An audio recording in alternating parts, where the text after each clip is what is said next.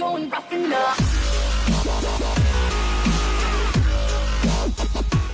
Hey guys, what is up and welcome to another Did You Know episode. This one is going to be featuring Zed, where I'll be talking about many cool facts and tips that will be applicable to this champion that I'm sure some of you guys may have not known. Without any further ado, let us jump straight into his abilities. Zed's ultimate gives him invulnerability for a few seconds as he is flying to his target. As you can see here, as Morgana threw her snare, I'll simply ulti and completely avoid this spell. This works for any other spell such as Karthus ultimate and Lux binding, etc.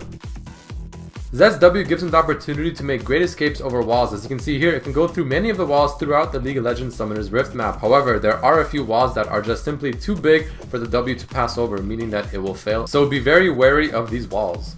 Zed's W also offers him a great scouting tool. As you can see here, when you put the W inside the bush, you are able to see everything that is within it. Or if you put it over the wall, for example for Dragon, you can see everything that's happening there as well.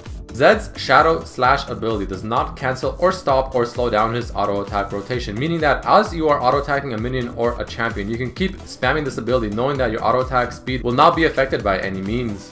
Unlike your Q ability, if you and your clone hit the same target with the E ability, it does not provide bonus damage but rather applies a very useful slow on them. An important aspect of Zed is to be able to land your abilities with your clone on the same target. If you do, you get 20 energy back as a bonus. If you land the same ability twice on the same target, it does not refund energy anymore. A cool thing about Zed is if you reach the maximum cooldown reduction, which is 40%, during your Shadow's lifespan, you actually have enough time to use 3 E abilities and 2 Q abilities, assuming that you have enough energy to spend on all of these abilities. As you can see here, I was short just a bit energy to be able to use my second Q on time. It is possible for Zed to have 2 shadows out at the same time, from his W and from his ulti. This is very beneficial because it can make his Q deal some crazy damage. Another assassination method with Zed is to use your W for safety. You throw behind you, ulti the target, use your Q, use your ulti auto attack, and then W away and let the mark finish him off. Quicksilver Sash is a hard counter towards Zed ultimate because the target that you use your ultimate on can simply pop that item and it'll completely remove the death mark. A very important tip is to make sure that you proc your passive on the target you are death marking. For instance, you ulti someone and you want to make sure you get him to under half HP so that you can auto attack, proc the passive, which will deal extra damage and make your death mark deal even more. Zed's ultimate is supposed to create more than one shadow initially. Looking at the animations very slowly, you can see more than one shadow does appear around your target. However, they later change this to one shadow, but they left the animation untouched.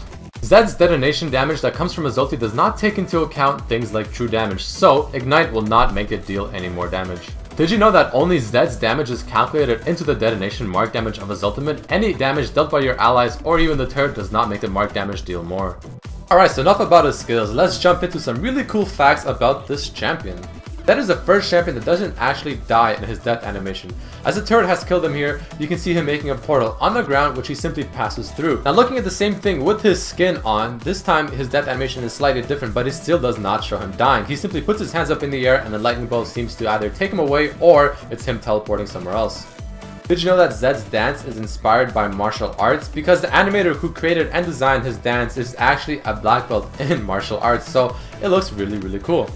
Zed's joke is him playing rock paper scissors with his shadow, which usually has Zed winning and the shadow simply just disappears. However, on the off chance where Zed loses, he gets outraged and completely destroys his shadow.